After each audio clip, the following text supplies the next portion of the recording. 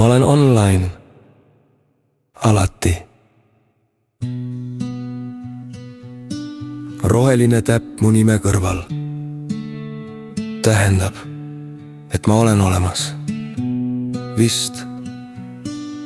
Mul on 100 vestlust, aga mitte ühtegi päris juttu. Ma oskan vastata nii, et keegi ei saa aru, et ma tegelikult ei naera. Kõik teavad, mis mu lemmikvärv on, aga keegi ei tea, mis värvi on mu mõtted kell 1:30 öösel. Ma ei karda pimedust, ma kardan vaikust, kui telefon ei piiksu ja ma pean korraks iseendaga rääkima.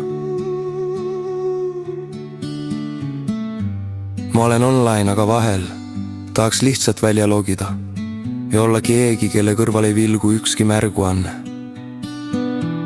Lihtsalt olla.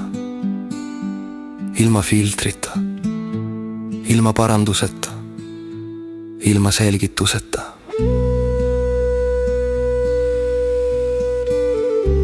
Kas see on liiga palju küsitud?